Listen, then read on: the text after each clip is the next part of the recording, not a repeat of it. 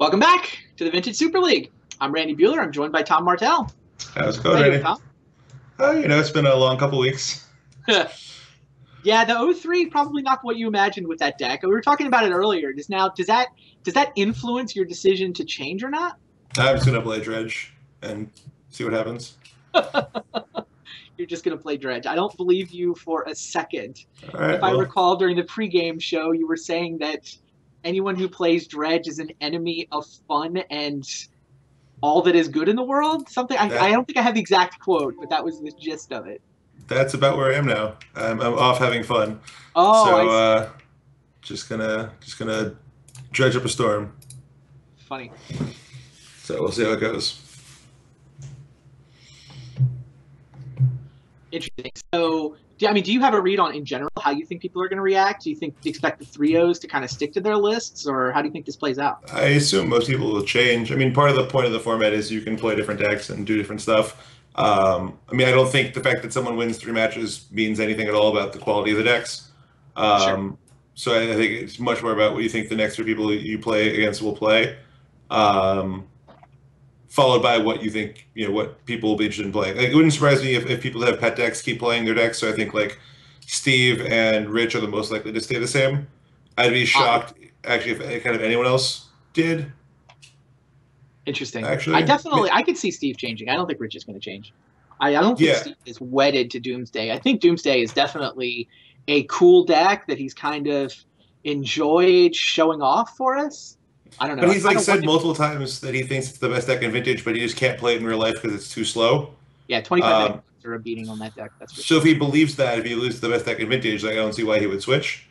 Sense to me. So like I said, I'd be surprised unless he thinks that people are going to tee up on him and he switches for 3 weeks and then can play kind of a heads or tails game for the final 3. But Right. I would expect him and Rich to stay the same. I could see Pakula staying the same. Um, Yeah, Chris is kind of the interesting one because his deck obviously worked. You cannot complain about the 3-0. I mean, some good sure. pairings, but I mean, he had great pairings, right? Like both Raptor and I decided we were just going to concede to stacks, so we right, just weren't even trying. And then he won, I think, an awful matchup against Fish. Um, right. so I think it's. I don't know if he agrees that the matchup against Fish is awful. I know he thinks that if I'm talking to him, he thinks that Juggernaut is good in that matchup. He may have a different opinion than I do, but I think the matchup's like really bad. And I'd be concerned if I'm him going forward with all the people that have were playing decks like that. I don't think those will be good for him. And I think Sure. people will be much less likely to just punt against, um, much less likely to just punt against stacks the second set when no one played it but Chris. I think there'll be multiple stacks players probably next set. Yeah, So I we'll mean, if you see. look at the no rod decks, did quite well. I mean, we'll see how Eric does here, but at this point, no rod decks are. I mean, Dave is 1-2, but I'm 2-1. Chris is 3-0. Eric is 2-0. Mm-hmm. Yeah, I mean it's a well positioned for like this metagame again because people were just actually I'm not Playing fun sure. broken stuff. Well, it's at least enough people fun broken stuff. All right, so it Yeah, sounds like is our game ready to go? Watch. Awesome. So this will be Eric Froehlich, who is on a Merfolk deck. He's, null rods and wastelands and permission, just trying to stop the opponent from doing anything fun, for lack of a better description. And he's playing against Steve Menendian, who is trying to do things that are fun. We have the hand cam for Eric, but not for Steve. We get to watch this from the Merfolk player's side. Steve played this matchup against Dave Williams already. I believe a card for card copy of it. Eric's been having a little more luck with the deck than Dave so far. And I mean, that matchup with Dave felt really close. It felt like there were these teeny tiny windows that Menendian was just barely able to thread his combo through. yeah. I mean, typically you play decks like Fish because they beat blue combo decks. I mean, those are supposed to be good matchups for you. Yep. I'm actually looking here. I think the card Null Rod seems really bad for Menendian because it makes it so hard for his Doomsday piles to actually result in a win. Because so many of his Doomsday piles have to give him more mana that he's drawing into off of activating a top. Yeah, it's So a funny. Null Rod in play. He doesn't play all the jewelry. Like, he doesn't play off-color moxes in his deck, so he kind of has less artifacts to get shut off than most people. But like you say, it really does mess with his Doomsday piles. Yeah, I Like, feel like it's he'll essential for access him. Black Lotus more often than almost anybody in the league. Right. So I feel like he's going to have a very hard time beating a Resolve Null Rod. Well, he He beat it does against have Dave.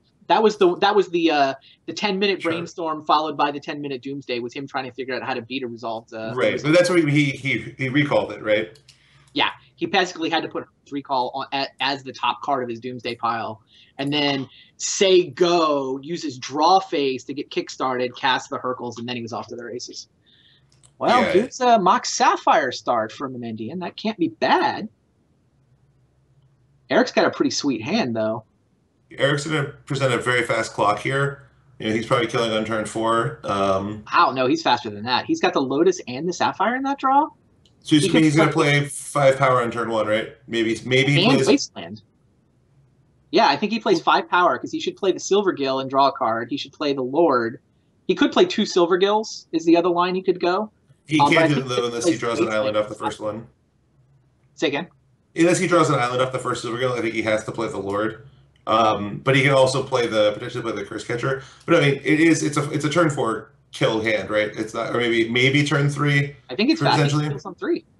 He can be attacking for 6 on turn 2.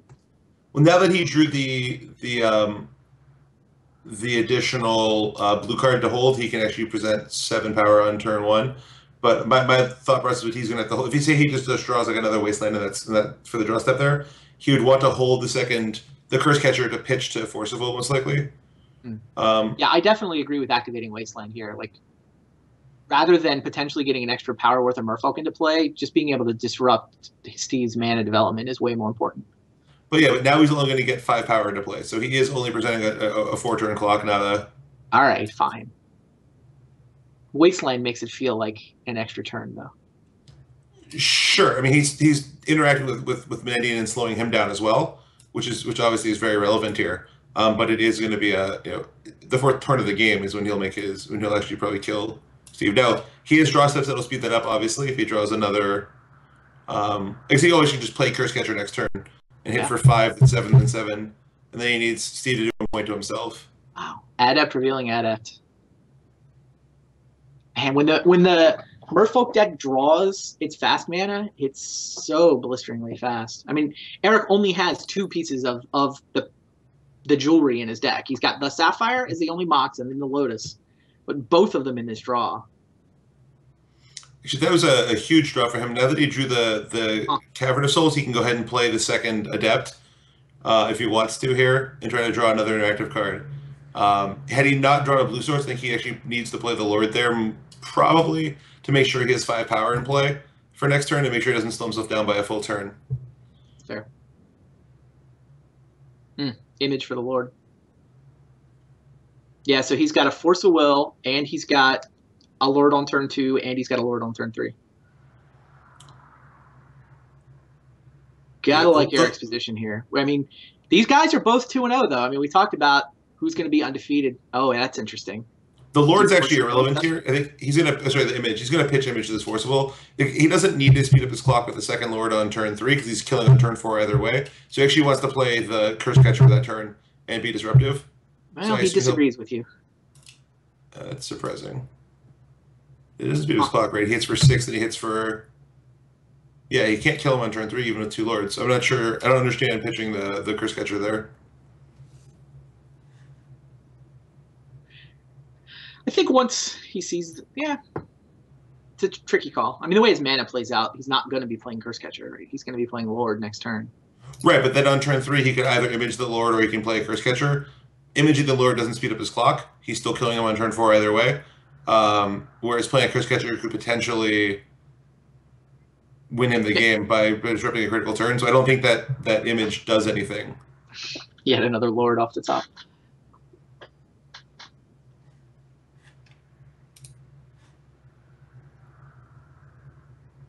Yeah, meanwhile, Steve had the Flusterstorm, so that Ancestral did resolve. He continues to dig into his deck to try to find the pieces he needs. Eric is presenting the fastest clock he can. I mean, he doesn't get a much faster start than this. No, this is the best start possible for Eric's deck. Though it would be better if he had a 2nd Forcible in his hand here to go with the blue card. Yeah, or a Wasteland would be excellent here. But yeah, I mean, do you draw the Lotus and the Sapphire, you're in the top, percent or 2 of draws that you can get.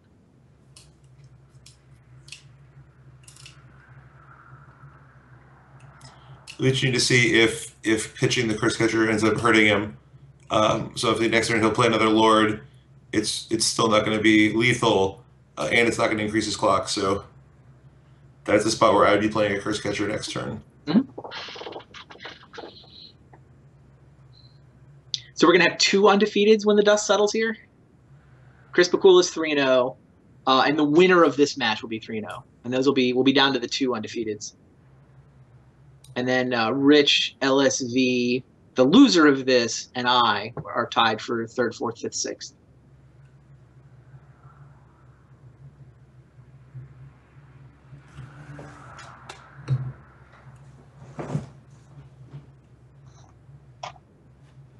Definitely been a fun set of games. I hope Steve runs back the Doomsday deck. It's just fun to watch. It's such a crazy combo. Yeah, it definitely. I mean, it ends up playing out pretty similarly, I think, to kind of all the critical mass spell decks, but it definitely has the most novel win condition of them all. It's probably a better version of Storm. I mean, he's got the Gush piece, right? Mm-hmm. I guess he doesn't. Does he? He runs a fast bond, doesn't he? Does he have green mana for fast bond, or is he only capable of blue and black spells? I think he's only on blue and black. I don't think he plays the. No, he has tropicals. Yeah, he has a fast bond. It would be insane not to if you're playing Gush. Right, right. So I mean, you've got the Gush bond engine, which is super nice in terms of card drawing engines. Mm-hmm. But then, what's your combo finish? Right, you went with the Storm direction. He's setting up Doomsday. Yeah, I don't know. I feel like there's just a lot more Gush in Vintage these days than I was expecting. I don't know, a month ago, or when I heard VMA was coming out, I didn't quite realize how many different ways there were to sort of build a deck around that Gush fast bond engine. I don't even think it's actually all that good. I thought it was just the most fun thing to be doing. Okay. But I mean, so much has to go right for the card to actually be busted. Like if you don't have fast bond in play, Gush is not all that exciting. Okay. It just sets you so far back on resources, and a lot of decks are capable of keeping up with you in terms of free spelling or just bottlenecking you on mana. You can't just set yourself back.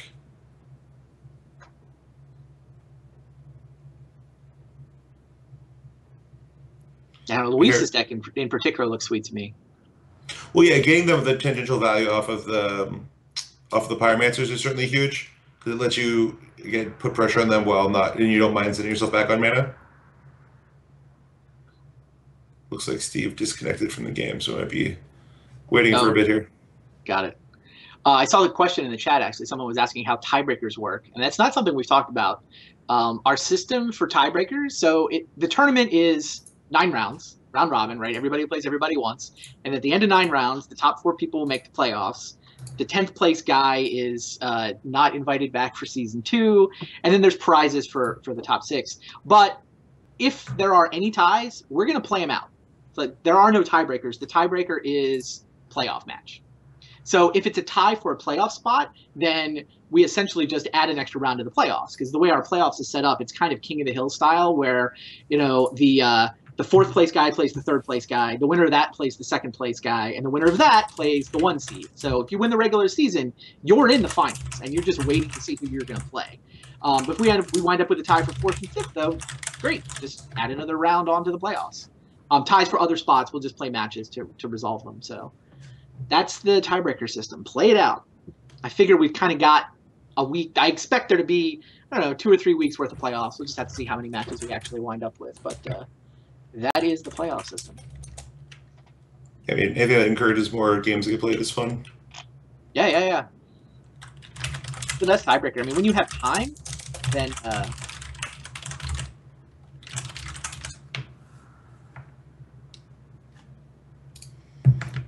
and kind of brutal having Steve. I definitely like playing out games. What's going on with Steve? He's back. He reconnected. Looks like he's resolve this preordains. He put one on top, one on bottom. Presumably he's figuring out how to go off next turn, because he must know he doesn't have more than that. Yeah, he's looking to take 8. May actually wind up taking 11. Might see just cast Doomsday right here, actually, and just set it up for next turn. We can untap. That's not a bad line, actually. he casts Doomsday now. You obviously can't see his hand, but yeah, I imagine that if he has a Doomsday, it's going to make sense to cast it here. Because you don't want to get choked on mana. I guess the Black Lotus, you're spending it either way, but this way lets you... It depends on his hand, if he has a way to draw a card easily or not. Right. Does he want to draw the top card of the Doomsday stack next turn? Or does he want to draw a random card from the top of his current library and then have to still get into the Doomsday? Oh, wait, does Doomsday just kill him? Yeah, he loses half his life. Doomsday kills him. Oh, right. Never mind then. Can't do that. Because he has to next turn. So I wonder why do you play Lotus then? I'm trying to think of any reason to play the Lotus. You don't want your opponent to draw Force of Will and force the Lotus. But he'll just Force of Will the Doomsday. It doesn't change anything. If your opponent draws Force of Will, you're going to have to get through it somehow. You're not winning this game without resolving a spell, so it doesn't matter if he forces the Black Lotus or the next spell. Doesn't actually hurt to have him play, I guess. It just gives him more information, though. Sure. Now he knows, like, maybe he has like a choice between playing Null Rod and playing something else. Now he'll definitely play the Null Rod. Whereas before, maybe he wouldn't. It's possible it's better playing it against the card Spell Pierce specifically. You'd rather have it in play. I could see that being a reason. All right. Well, Steve gets one. Oh, wow. Wasteland's an excellent draw there for Eric Froehlich. Yeah, that is a great draw. Oh, Ethan's playing one copy of Steel Sabotage Main, so that's a reason to play the Black Lotus. Sure. All right. Well, here's another Lord. Menendian's going to add it up. Like you said, it doesn't actually change the clock. It means he can't crack a fetch land, I think is what it means, because he's going to now take 11 down to 3, loses half his life to Doomsday. Well, he can't crack a fetch land after the Doomsday. Right, he gets fetch first. Yeah, he would fetch first in that scenario. But what he doesn't know is that Eric Froehlich drew a Wasteland. And that Underground Sea is not long for this world. Yeah, all the more reason I think why Ephra probably wishes he had the Curse Catcher right here. Instead of the Lord. Yeah, because Steve's mana is going to be so tight in this spot. Fair.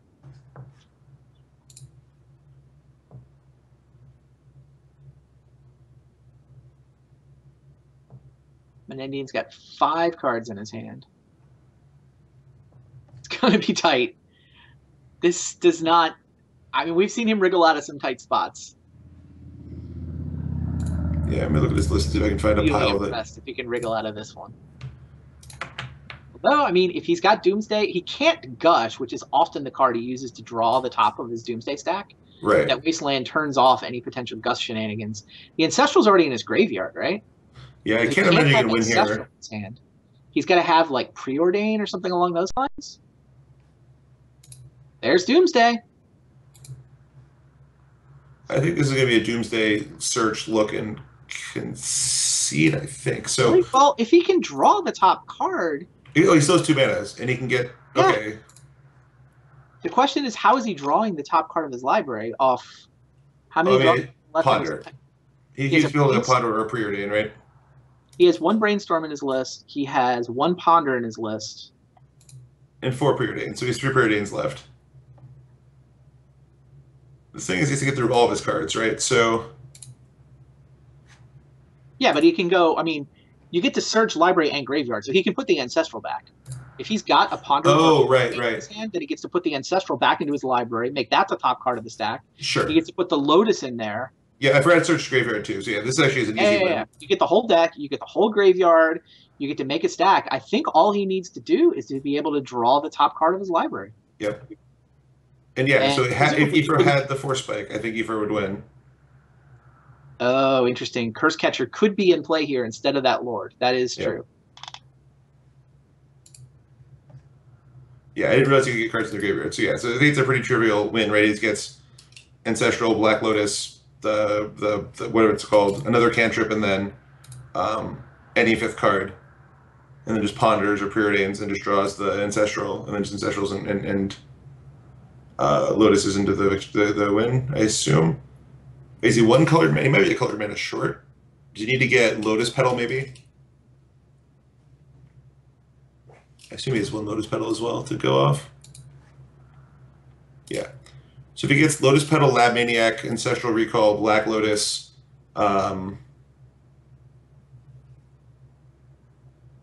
he still has to draw. He has to draw a 6 Preordain to actually win. Right. So he gets those 5. Plays Maybe there's a Yawgmoth's Will in the loop. If he is, it's probably got to have a Yawgmoth's Will in the loop. You can recycle the Lotus and you can recycle the Ancestral. I don't think he needs that. I think he has those 5, and he has access to. He's the Ponder to get it started. And the Ancestrals draws the 3, and then plays. So he has to either have another mana source in his hand or have a cantrip in his hand, a second cantrip, I think, to win from my math. Otherwise, I'm sure there might be a more complex pile that does it as well. But the simple pile of just Ancestral, Black Lotus, Ancestral Black Lotus, Lab Maniac, Lotus Petal, cantrip. I think it ends up being 1 mana short. No, that does it exactly. I think.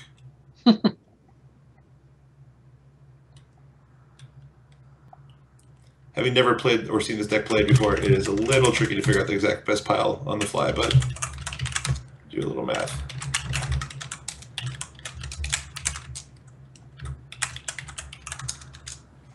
So he has access to blue.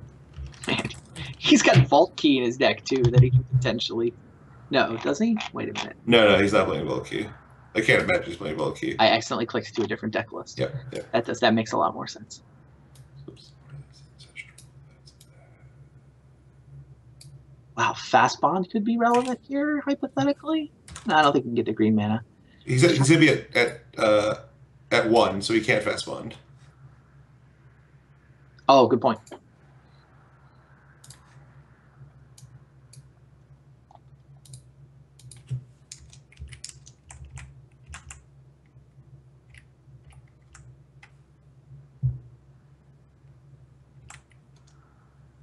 Yeah, I think his hand has to have has to have 2 cantrips, or he has to be holding another mana source in his hand. There aren't many mana sources left. When I do the math, yeah. There's like the Jet. I assume there's a Petal in his list. Yeah, Since it's Divining Top is another cantrip that he has access to in his list, though. Sure. I mean, the cantrips are all interchangeable in this spot, right? Whether it's the Divining Top or he just goes and gets a Ponder into the stack. Yeah. But yeah, so it gives him 3 more Preordains, a Ponder, and the Sensei Divining Top, and his hand has to have 2 of those into the 4 cards, I believe. Yeah, if he had his 1 Dark Ritual, that would also have helped him with mana here, although... Correct. He could still be holding that. It to Doomsday, if that's what he had. Yeah. He needs to either be able to generate 1 mana or have 1 extra cantrip in addition to the 5 cards he's getting. Because again, the kind of the which to me seems like the obvious stack of like Lotus, Ancestral, Lab Maniac, Petal, Ritual, some mana source, Ponder ends up being 1 card, 1 cantrip short. So if he replaces the Petal with a second cantrip, then he ends up being 1 mana short. So he has to have give on one of those 2 angles. He may have like a second type of a second win path here, but I'm not seeing it. I'm pretty confident this is his. Is there any way he's winning? No, he's not winning Tendrils here. That's for sure.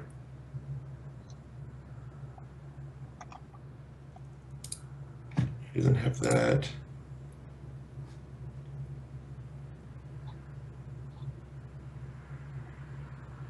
I'm pretty confident. Like there's a Yawgmoth's Will stack. If he gets the Petal, if he gets the Lotus and the Petal, so he Ancestrals into Lotus, Petal, Yawgmoth's Will.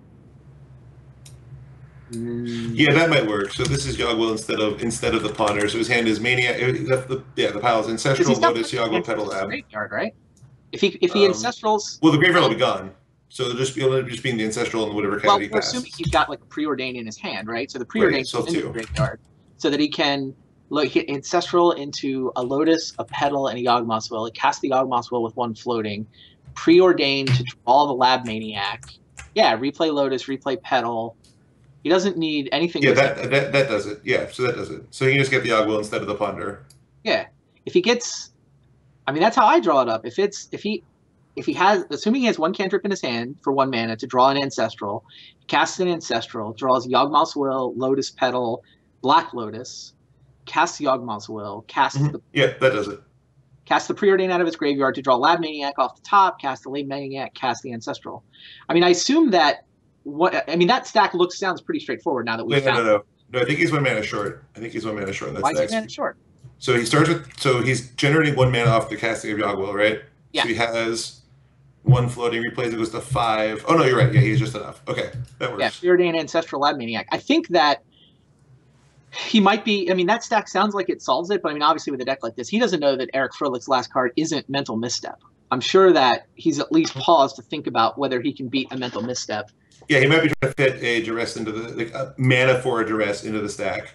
All right. Well, he's finished exiling 48 cards. He's now making a stack. Yeah, he got the stack you suggested. Or at least Yawgwill's not removed, so he has Yawgwill in the library somewhere. Yeah, that makes sense. Along with the pedal. Yeah, so I assume he got the exact stack you just proposed. Yeah, he did. Yeah, note that the Ponder is after the Doomsday in this hypothetical, so it will stay in the graveyard and be there for the Yawgwill. Where this all assumes he's got, a Ponder Preordain type card in his hand. Well, yeah. Ponder's not exiled, so it's either in his library or it's removed. Oh, interesting. Ancestral is removed. It's in the exile zone? It's exiled. Yeah, weird. Weird. Okay, so he has a different stack than we came up with. Here's the Ponder to draw the top card. It's apparently not Ancestral Recall, because you say that's over there in the exile zone, yeah? Yep. Tendrils is also in the exile zone. And it's not Ancestral? Really? It's Brainstorm. That just seems like a worse version of Ancestral? Ancestral. Oh, you know what? I guess it's not misdirectable, but Eric only has 1 card in his hand, so that's not relevant. And no misdirections in his list.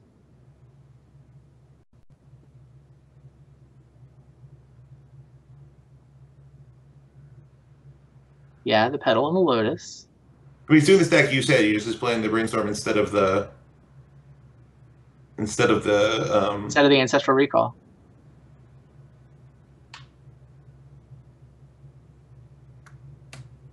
Crazy. Yeah, no, I guess it works the same. Yeah, it is the same stack, just with a Brainstorm instead of an because the Brainstorm draws the 3. But what, to show off? I don't know why you do it that way. Weird. All right, yeah. So Yawgmoth's Will with the 1 mana floating, the Petal and the Lotus come back. He's got to get the Maniac off the top of his library. I assume there's no Maniac in the exile zone. No, he has that. So he's going to Ponder into the Maniac.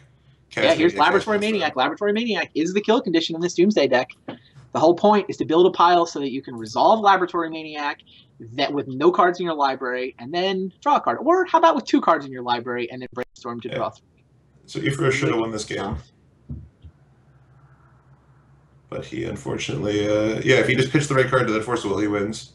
Yeah, no, you make a good point. It turns out that Curse Catcher being able to just demand 1 more mana at any point in that stack would, we believe, have stopped Menendian. I struggle to imagine how he could have done a more mana efficient pile than that. It does seem like that decision about what to flip with the Force of Will. You were suggesting keep the Curse Catcher. You might want that in play later on, and it does look like it mattered. Crazy! Wow, yeah. What a game! Well, again, in these sort of matches where where both players are sort of goldfishing, or where you're goldfishing against the opponent, you just want to figure out, how do you set the fastest clock? And Menendian's main deck has no way to ever slow you down. So once you get going, you're going to do your damage. Cool. Yeah, well, let's look at the deck list, please. Yeah, let's take a look at the deck list, see if anything changes here. And here we see. Ooh. Yeah, there we go. Doomsday. This is just such a thing of beauty. I love this list.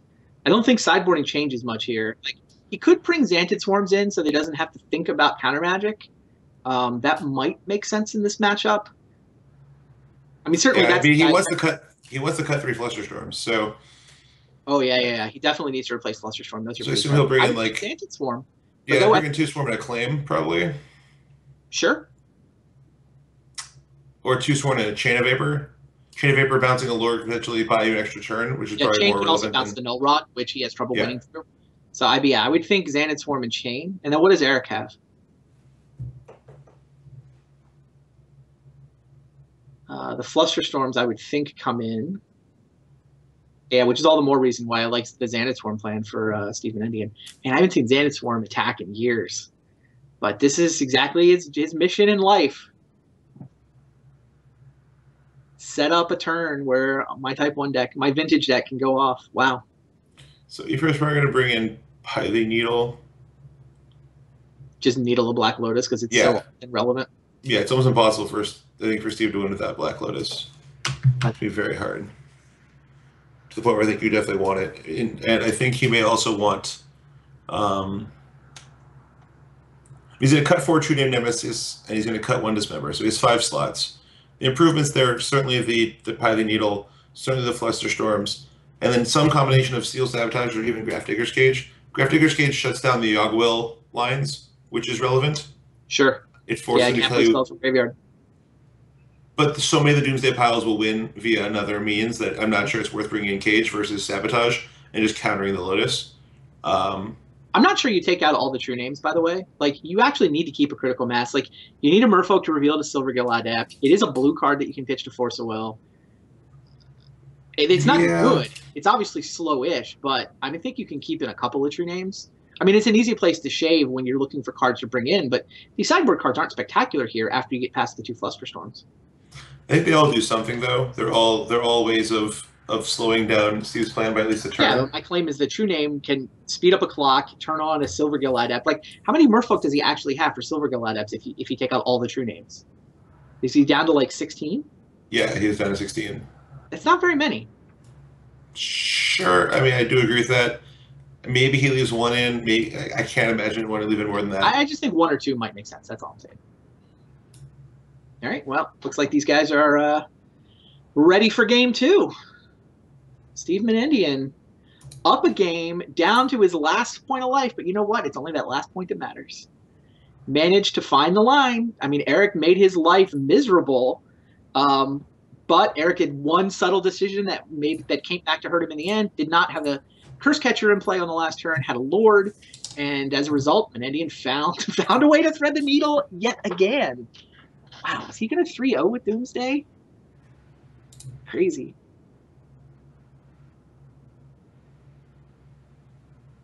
I think he might. I mean, I keep seeing... I'm sure he's up a game. He's, probably a huge favorite to do so at this point.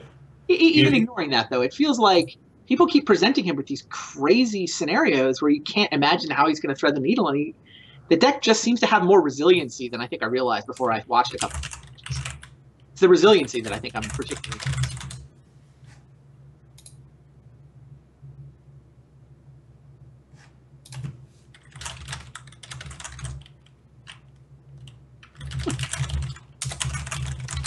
I guess we're looking at... it looks like Steve may not have...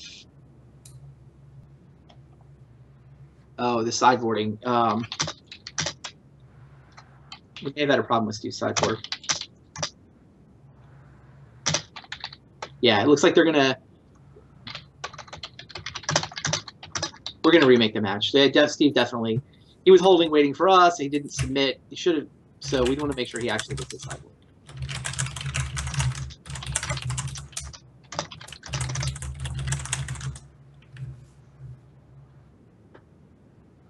Yeah, all right. So we'll talk through this a little bit. We had told them to hold on and make sure that we were ready before they started the match, but they didn't submit. Minutes sideboarding on Magic Online, so yeah, they should submit and then hold in the play draw. But yeah, so just get remade. But yeah, we want to make sure Steve gets the ability to sideboard. I think it actually takes the 60 cards that you have in your deck if you fail to submit. Like if you have a legal deck, it just grabs the last thing you're fiddling with.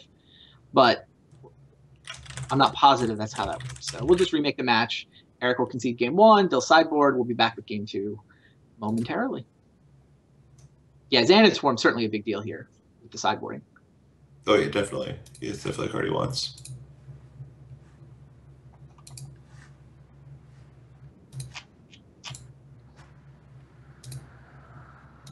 All right. What I keep thinking about I keep wanting to talk to you about what you expect from the next 3 rounds and from people's decks, and of course you can't tell me.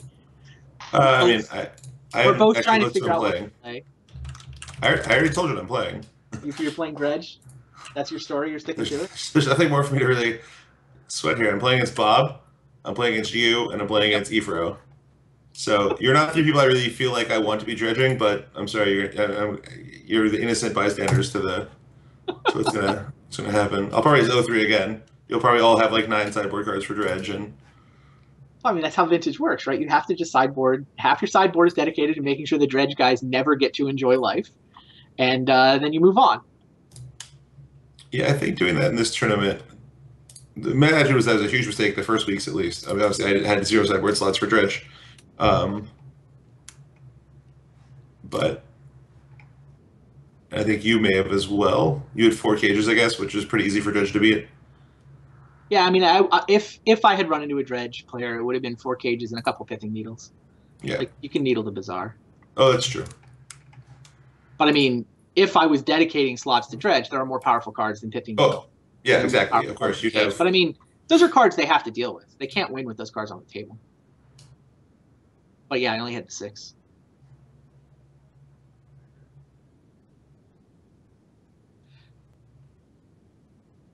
All right, Eric made the match. Eric has conceded. Now they'll put their sideboards together. Can you pull up? We can look at the schedule so far. Let people see what's happened so far today. I didn't see the first match. Hopefully, it was better than the other matches. Was there some? Oh, it was kind of a blowout. Williams just came out, and that matchup, I mean, I felt like that matchup was definitely edge fish, which is part of the reason I played the fish deck. And Williams just put on a clinic. I mean, it was interesting in terms of understanding how the matchup works, but it was in fact kind of a blowout. Yeah, you lost to Luis, which gets him to 2-1. Chris put up the first 3-0 with his Shops deck. Another kind of a lopsided matchup. Shops is definitely advantaged against Storm. Chris won the die roll, so they were not. Yeah, if Chris loses the die roll, Josh wins game 1, and if Chris doesn't also have the Amethyst to go along with his clone, Josh wins game 2 because Josh had Burning Wish for. I talked to him afterwards. He had a turn 1 kill game 1, and he had a turn, and he had the Burning Wish for the Vapor Snag game 2. Or for the Vapor Snag. Yeah, we were looking at that Vapor Snag line. It looked like it was there if it wasn't for the Thorn. Yeah, we could only see Chris's hand. We didn't know Josh's hand. But both LSV and I were thinking about Burning Wish for Void Snare as the way that Josh could just win that game on the spot.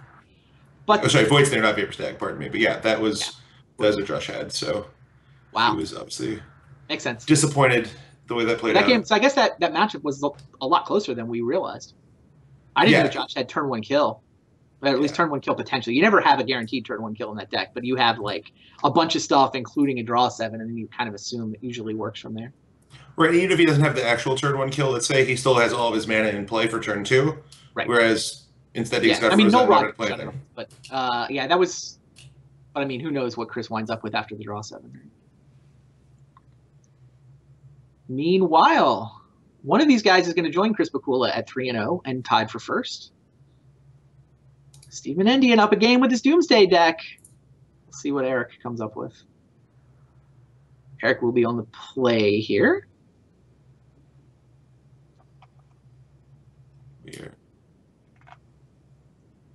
Looks like he's got a Null Rod, he's got a Misstep, he's got some lands.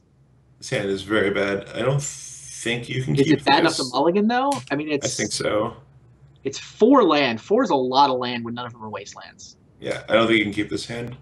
I think I agree with you.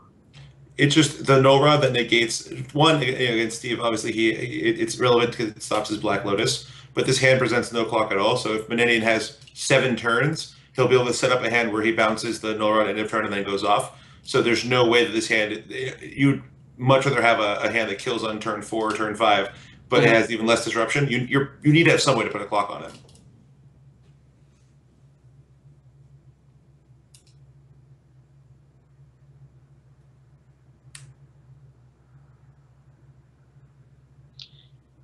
I agree with you. Has Eric chosen to keep it? Where are we? Efro Poker is choosing whether to mulligan. He's thinking about it. It's a tough one.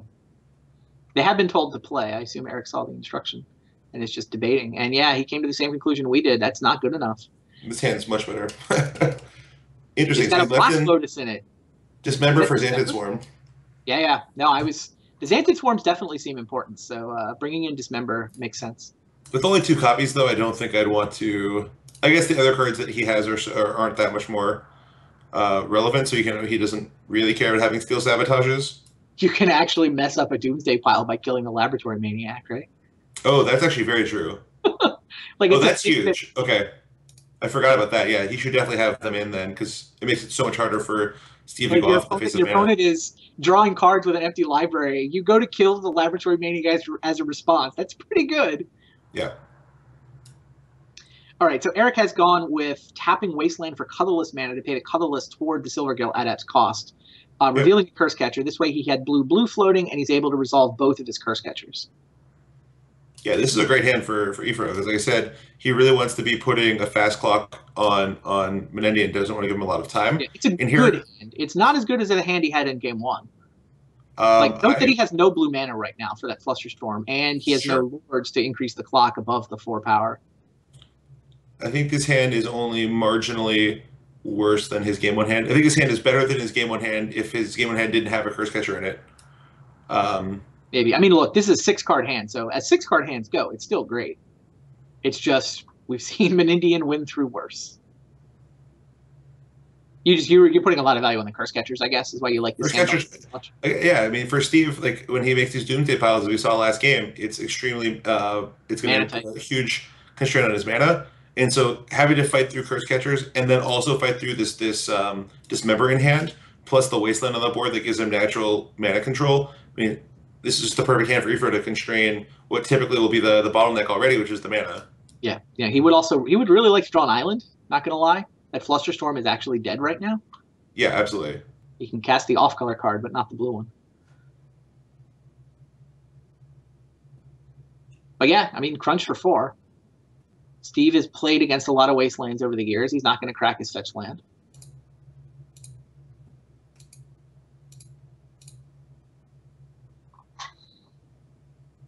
Eric draws a Lord. The chat believes you when you say you're playing Dredge, by the way. Chat's genius. They should. I don't understand. I'm a broken man. I can only take losing so much. 0-3 here. How much worse it'll feel when you lose with Dredge. It will not. Yeah, I mean, sure, but that, trust me, rock bottom is you can't get any worse off. I'm already there. I went 0-3 in the GP. I mean, I got to turn this around somehow. So I just got to find a deck that'll play itself. Got it. And then hopefully we'll just run over some people. What do you take with this Thoughtseize if you're Menendian? I take the Dismember. The Dismember. Flusterstorm's got to be tempting, but I guess Dismember on Lab Maniac is kind of a big game. It really depends on what else Steve has. Like, there's certainly a world where you would take the Flusterstorm here, but I think probably plan A at this point is to just kill him before he draws a blue source. He doesn't have that many blue sources, right? He still has all those Cavern of Souls that don't even cast the Cavern doesn't count for Flusterstorm, but it's only a blue source for Merfolk. Yeah, so I agree with what he took there. I mean, obviously, we don't know Mendian's hand, so can't say for sure that I agree with that, but operating with in the dark, I would my default play is to take Dismember there. Makes sense.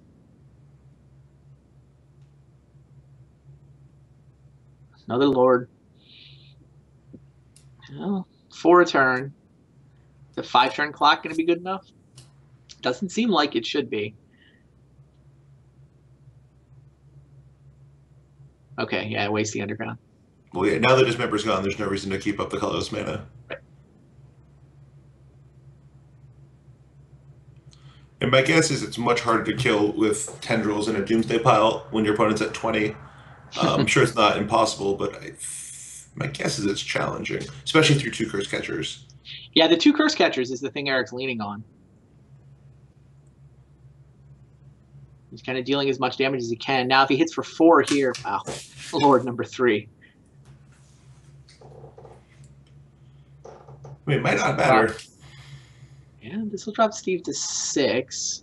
Now he can afford to sack a Curse Catcher without changing his clock. Exactly. That's critical here. The fact that his first Curse Catcher isn't going to hurt him in that sense.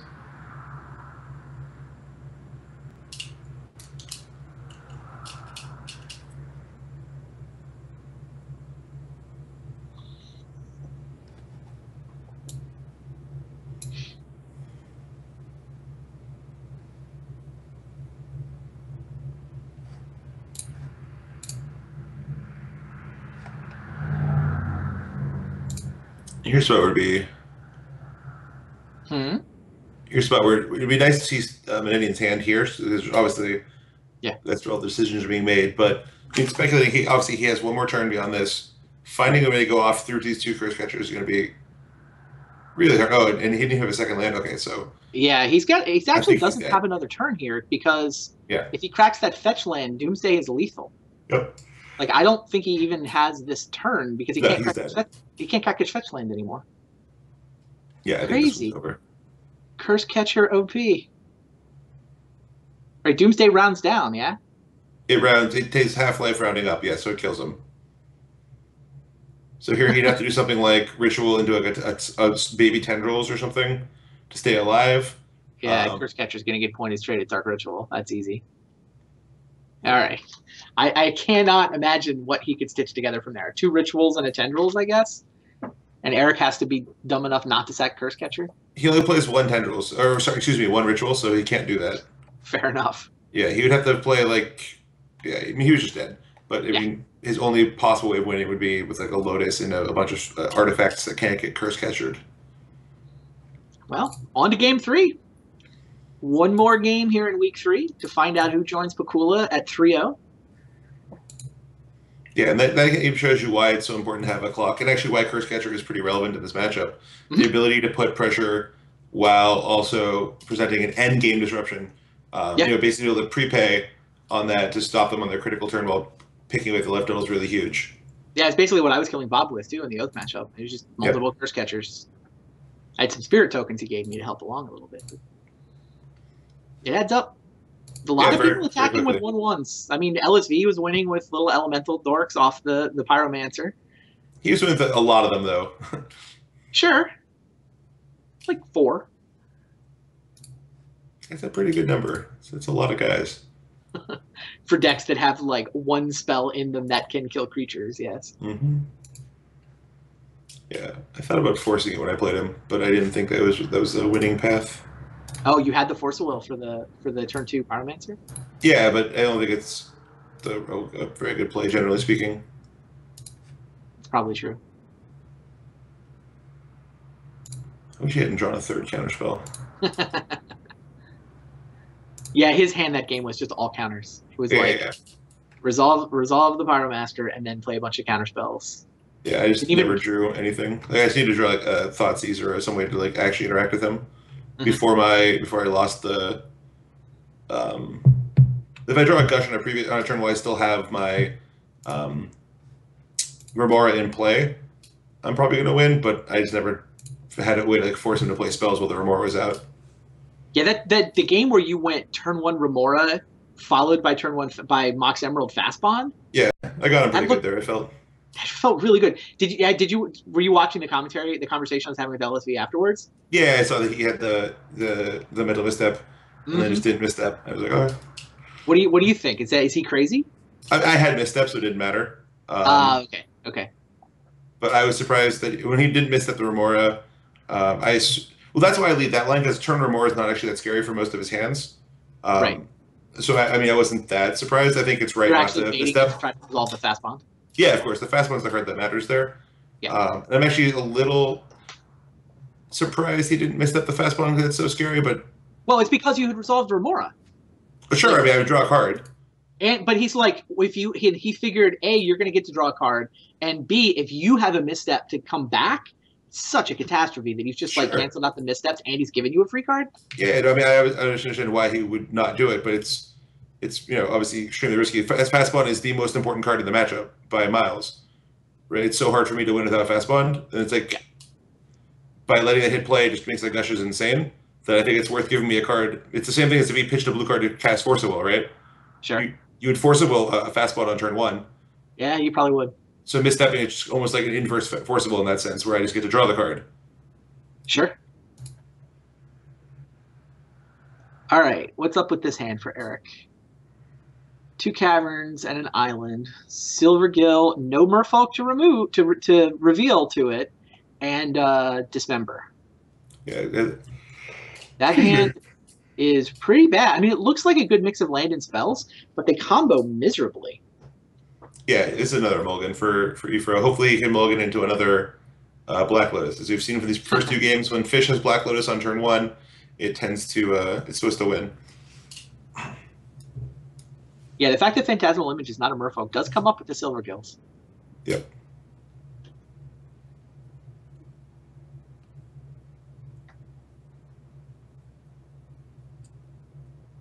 Yeah, Efro is thinking about the mulligan. So I guess Steve kept 7. Yep, cashes it in correctly, we believe. Still doesn't have a merfolk for the Silver Gill, but he does have a couple Wastelands and a Flusterstorm. So you probably keep that at 6. Yeah, you have to keep this, I think. Yeah, I think so. Each Wasteland, just hopefully just. Oh, well, no, there's an island play. Yeah, drew the basic island natural. That's gross. Yes. He's got, what, 1 island or 2? He has 1 island. And 7 fetches, I think. Sure, yeah, he could have fetched for basic island, and he would in this matchup, but somehow the fact that he drew it natural feels worse. Yeah, 1 basic island.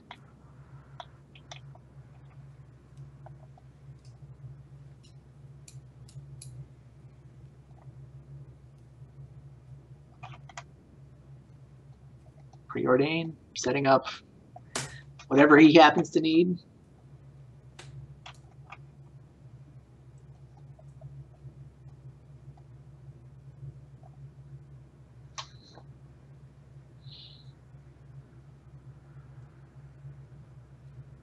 Eric draws a misstep.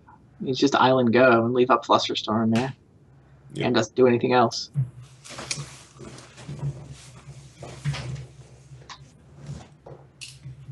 And here, this is the problem we're going to have. Menendian's going to get, excuse me, it's late, a million turns here just to set up. Right. Since there's no pressure. Yeah, no, he's had a couple unfortunate draws here. I mean, he won off the mulligan in game 2. It's like his best draw, his best 7, he lost. His mulligan 6, he won. So we'll see how this plays out. I think you just misstepped this because it's there. I don't love that. I would save the misstep. Oh, this card matters. For the turn where he's going off. You just misstep the cantrip that gets his stack going.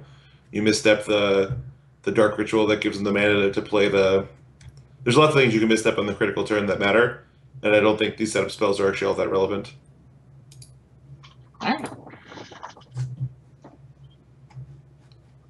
Especially because you're this far behind, like, he's going to have a lot of turns. So whether he casts his Ponder or he just just draws these cards or whatever it's going to happen, he's going to have plenty of time to do setup. So you have to you can't pinch him on that. You need to try to pinch him on the going off turn, like being able to actually disrupt him somehow that's relevant. I think if Efro's hand is better and he's playing an actual clock, then I think countering cards like Ponder makes sense.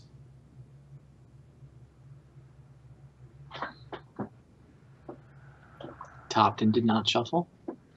Okay, now you definitely missed up this. This is the one thing you're saving it for. Yep. Yeah, I mean, this is actual card advantage, so definitely misstepping this. Wait, Efro's casting it. Oh, my bad. I'm so confused. The game lagged a little bit for me too. Ancestral points it at himself, trying to get some action going. Yeah. There we go. So yeah, it lagged for me as well.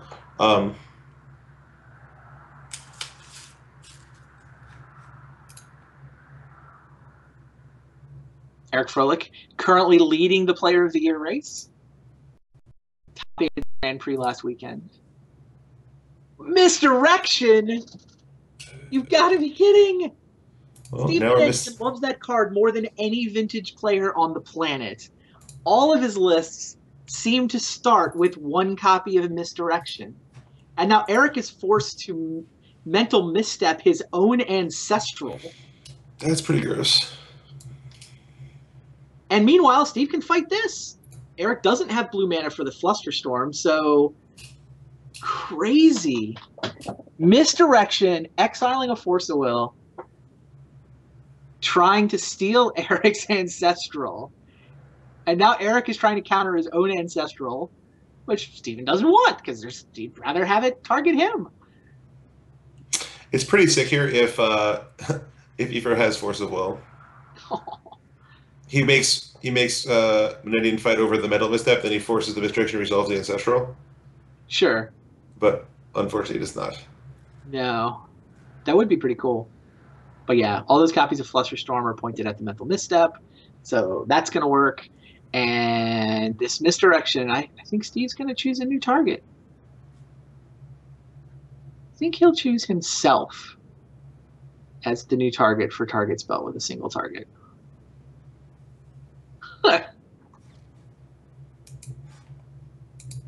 So sick.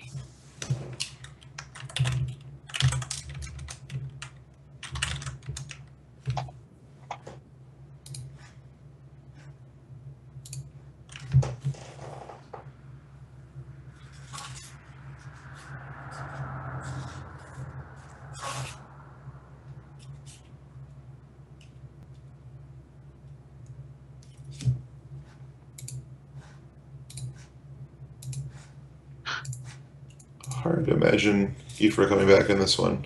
Yeah, I agree. I mean, it's not like their boards are an island apiece. Yeah, I mean, but that seems so brutal. Funny, I remember back when ancestral fights were all about misdirection. It's almost like since mental misstep was printed and everybody's pointing mental missteps at their opponent's ancestral, the ancestrals have just gotten easier to counter. They're not as important. The games don't revolve around fighting over those ancestrals anymore the way they used to when you would have a misdirection to try to win that fight. Yeah, I don't really like misdirection much in the current metagame, but it looked great there. I mean, well, sure, every card will look great at some point. I mean, it's not that much worse than a Force of Will in a counter fight, right? Like, if you expect that most of your Force of Will fights are permission battles, then just being able to redirect a counter onto itself. I mean, effectively, it is a Force of Will in a permission war. Plus, it has this, oh, by the way, you can steal an ancestral sometimes. Yeah, it does depend on what metagame you're expecting. And I think if you're in a deck like this where you're trying to just protect your critical turn, it's as good at doing that. So having a fifth asterisk Force of Will is probably fine in this deck, especially specifically. Yeah. But I think generally speaking, I don't like it as much as certainly it's gotten a lot worse than it used to be. It's interesting. So Menendian has left in his Flusterstorms, which I don't know that I was expecting. They're pretty weak against the fish aspect of the Merfolk deck. Yeah, that seems really bad to me.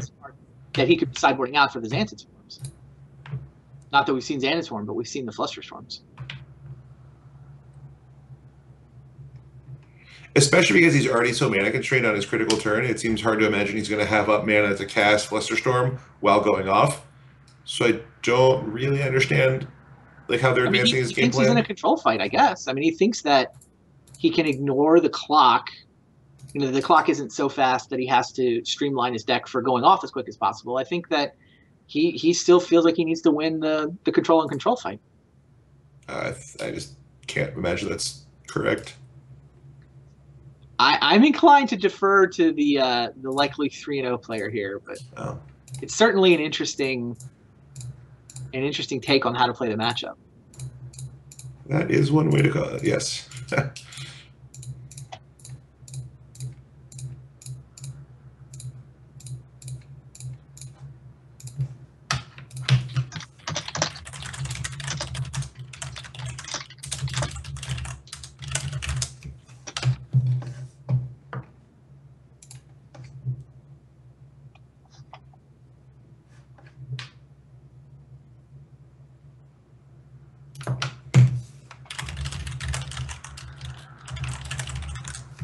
Silvergill Adept is just sitting there. And now he's like, I'm a blue card for Force of Will. Yeah, this is obviously not what Ifra wish was going on. Yeah, now Brainstorm with a fetch land is always nice. Certainly should help Menendian sculpt the hand that he wants. I mean, he is still going to have to go off through Flusterstorm plus Force of Will. I mean, it's not automatic. It's just that with Ifra presenting no clock whatsoever, I mean, Menendian's is the deck that's full of all the deck manipulation to sort of sculpt the perfect hand. Right, yeah. I mean, eventually he'll find a Duress or a Thoughtseize, and then he'll just clear the path, and he'll be. I mean, he can easily go off through one counter spell when he's given this much time. Mm-hmm. And he also knows, whenever Ifra finally finds something to get going, Menendian will know he has 5 turns, right? Like the difficulty when you're playing fair decks, your opponents know basically exactly what you can do to them. Yeah. And so they can just make their game plan around that, and he has no reason to have to ever rush. So he can just be very patient. Whereas if Ifra's deck had any way to be unfair, if he just had, obviously Fish deck never have this, but say he just had Volt Key in his deck, you at least in the back of your mind have to think about giving someone enough turns to find their one little way to do something. That's why in the control decks often I like playing Tinker and Blightsteel, because it forces your opponent to at least stay honest with trying to advance the game state. Mm-hmm.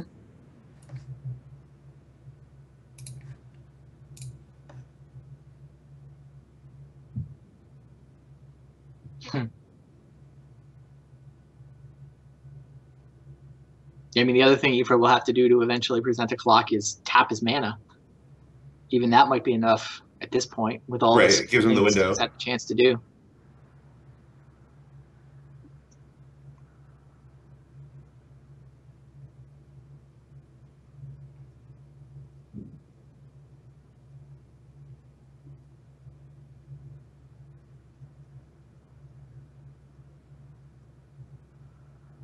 Just not worked out for Eric.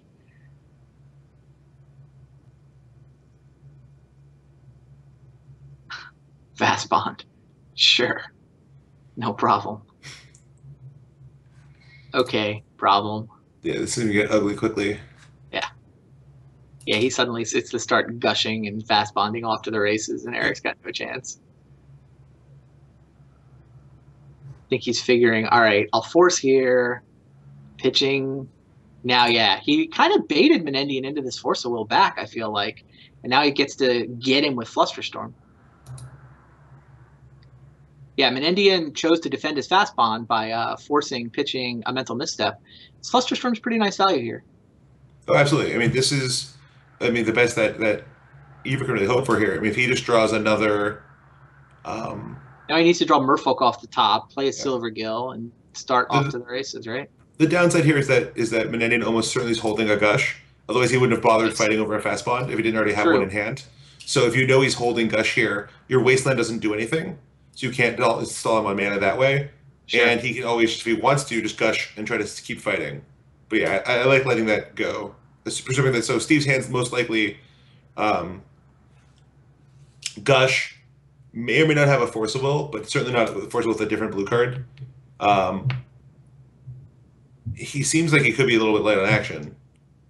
Although we're going to see him Gush next turn. I mean, he's down to like 3 cards, right?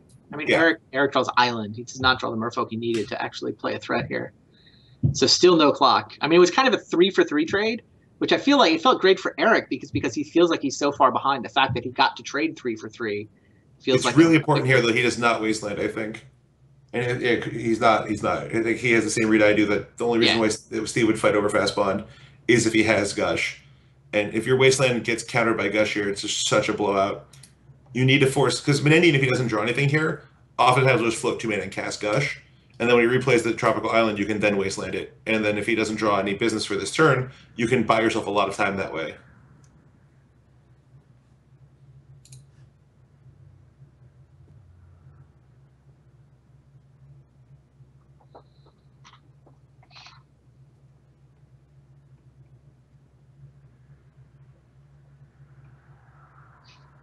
Only 2 more lands till he can hardcast Silvergill Adept.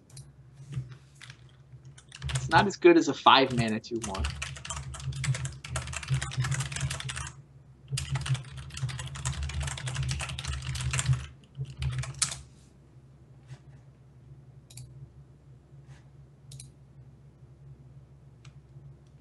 Alright, what's Steve up to now?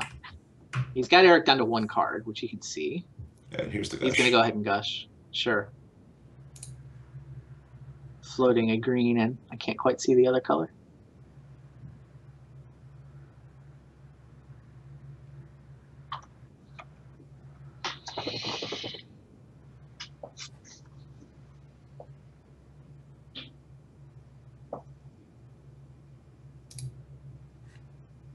Got any action, Steve? He's drawn so many cards this game. Yeah, he's got 6 cards in his hand, one of which is a tropical. I don't think we know much about the other 5. All right, here's Thoughtseize. Black was the other color that was floating. There goes the lone merfolk. Well, now Ephraim's hoping he did leave in True Name Nemesis. It's the best card. Oh, never mind. He's just dying. Okay. Yeah, is this Dark Ritual Doomsday? Yeah, Steve's dead. Or Ephraim's dead. Steve Yeah, has had any enough card of playing card, with his food. keep going. Oh, Yawgmoth's Will. Yeah, that's game. Is it game on the spot, or is it just so much incremental value? He's played interesting. He can't recast the Dark Ritual because the way He tapped played a his mana. land already, right? Oh, he's fast blind. But did he play his land drop for the turn? He casts fast blind out of he's the, got out of the green beard. Yeah. So he plays fast blind and then just wins. Yeah. Okay. Green floating, fast bomb. Yep. Here's all the lands. 14 life to play with. Certainly seems like it should just win on the spot with a Tendrils kill, right? Yeah, I mean, he has any number of ways to win this one at this point. I would think he just casts all the spells in his graveyard and then DTs for Tendrils. But we'll see how it plays out. I certainly can't imagine how Eric wins from here.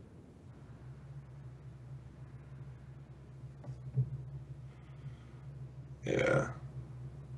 I like this Doomsday deck. I think it's a better version of the deck I played. I think I agree with you. I mean, your deck looked good when you were smashing me in our preseason scrimmage. Yeah, that's kind of the last time it looked good. I haven't won a match of Vintage since then, literally. Okay. I owe 0-2 2 dailies. I 0-2 to prelim for the championships. I'm 0-3 here, and I 0-3 my match against Luis. So I'm not on exactly a heater at this point. Might need a little... At 6, so the game's not even pausing to wait for him to do anything.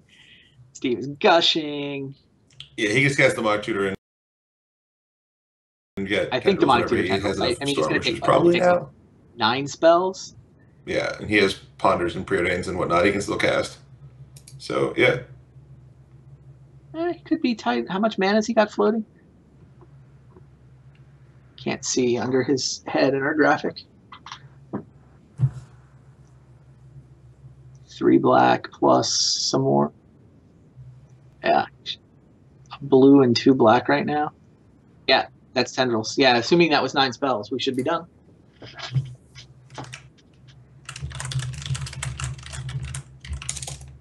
Steven Menendian, vintage aficionado, showing us how it can be done with Doomsday.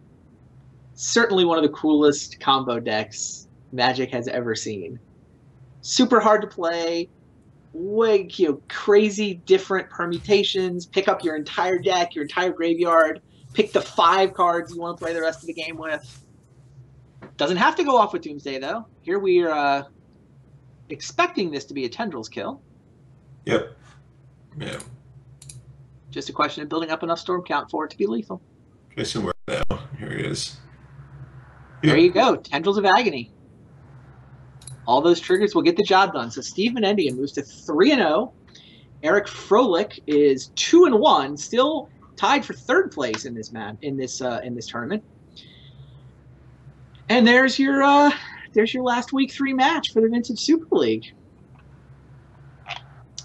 I think we'll see if we can get Steve into an interview booth. I'll have Paul kind of bug him, see if he's got time to hop onto a call. I don't know if we'll be able to talk to him. We haven't actually had him on stream yet, so I don't know if he's got the webcam set up for us to get a chat with him. But certainly would like to talk to him. If we don't get him in tonight, we'll certainly get a chance to talk to him in a future week, I'm sure. 3 weeks in the books. We'll see him playing that deck again, so I'd be surprised if he switches. I thought there was a chance that he would switch, but 3-0, it's got to be hard to switch when you're 3-0. Yeah, and especially when the deck's good, but goes well. It's a deck he doesn't get the chance to play because, I mean, being under a 25-minute time clock can certainly be a lot of, that misdirection was that game, wasn't it? Yeah, I will say if I'm playing Dredge, I stand by that. But if I was going to be playing against Menendian in this batch of 3, I'd be playing Shops instead. But since I'm not, I will instead look to see if one of LSV won't, because LSV, I know the rule, Josh. Okay, well, he's going to get escape here. Menendian's next 3 rounds are Pakula, Raptor, and LSV. and I Okay. can't imagine any world in which either Luis or Josh play Workshop. So I think he might escape with another. It'd probably be a good choice against whatever else they might be playing. All right. Looks like we are, in fact, going to be able to get Steve into the interview booth. Awesome. Then I'm gonna hop off. But Randy, thanks for letting me join for this match. It was fun. Yeah, no, this was certainly fun. We will go to a very quick break, and we will be right back with an interview with Steve Menendian. So stay tuned.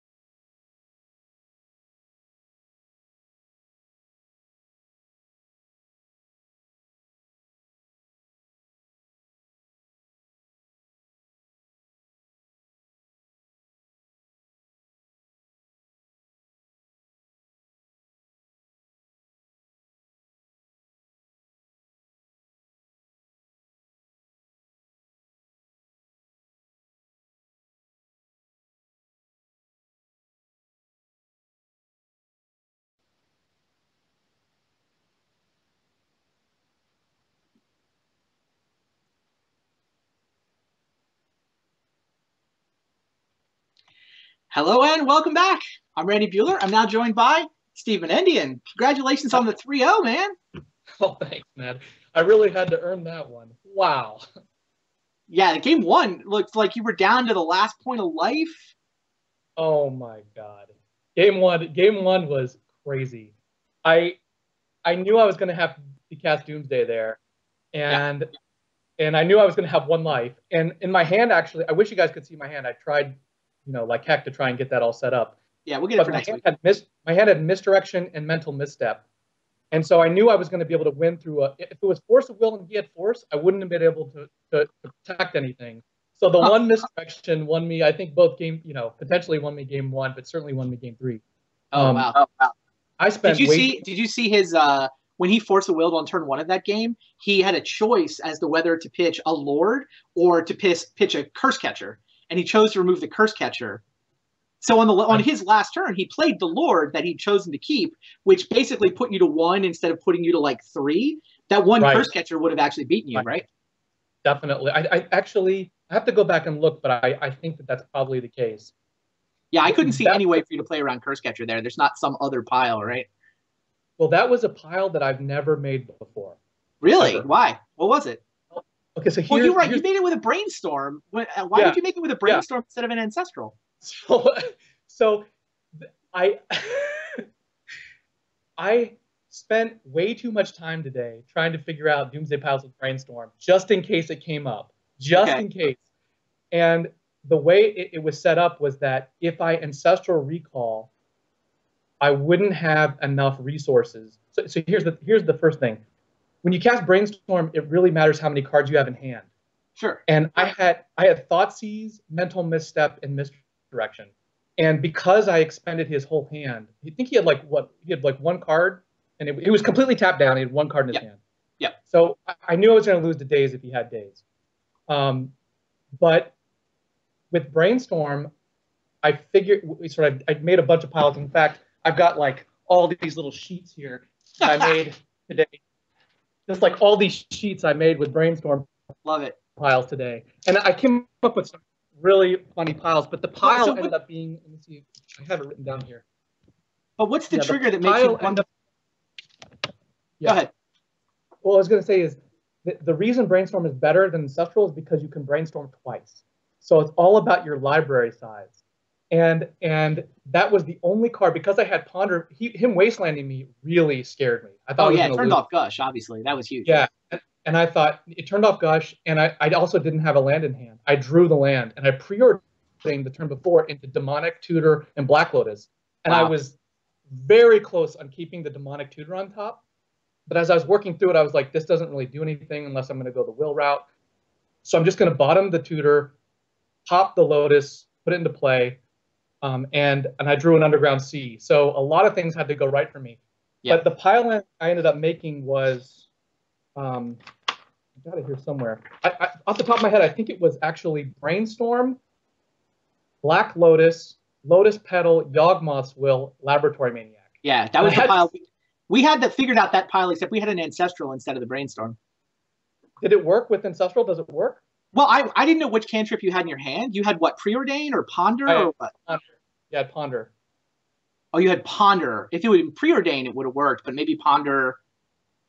Yeah, because the Ponder, the reason everything had to sort of fit into place perfectly, because here's why. Here's Preordain probably would have worked actually, because I would have to bottom the two cards I put back with Brainstorm and then draw the third. But the thing that finally triggered it for me is I realized that when I play, well, first of all, I had to have enough cards in my hand to put back on top, so I could draw the all three cards and hold all three cards. And so I put back the Misstep, which I couldn't cast anyways, and the Thoughtseize, drawing the two Lotuses and the Will, and I floated the 4 mana, cast Will. Then post Will, I knew I'd have 1 extra in addition to the 4 I was going to recoup from my graveyard, so it'd be 5 total. I could then cycle into the Maniac cantrip win. But that was a pile that basically hinges, I think, entirely on Brainstorm. Racking my brain to try and figure out how to do it with Ancestral. Well, there's just no solution. I'm not sorry for slowing you down. I feel like I'm missing something. Or maybe if you Ponder, so you had Ponder in your hand, yeah? Yeah. Right, so you Ponder to get the top card. Let's say it's Ancestral, and you cast Ancestral, and you draw Petal, Yawgmoth's Will, Black Lotus. Play the Petal, play the Yawgmoth's Will, play the Black Lotus. Can't you just Ponder out of the graveyard to draw the Laboratory Maniac at that point, and then Ancestral for the kill? No, I think that works. I have to think about it. So you were showing off what you're telling me. Yeah. No, actually, well, maybe I overthought it. I'm not sure. I think it works with an Ancestral, because I think the Preordain just lets you have to play the Preordain and not the Ancestral, obviously, to draw the Lab Maniac as the last card, but I think it works. So go through it one more time. So I Ponder into the Ancestral, I play Ancestral, I draw Lotus, Will. I play all of them. I think that's right. I think what had happened was I wasn't able to sort of figure out how to get to enough mana to both play a cantrip and play the Maniac post Will until I realized to put the second Petal in there. Yeah, the Petal was key. We thought you were mana short the whole time, and then we realized, Petal. So that's awesome.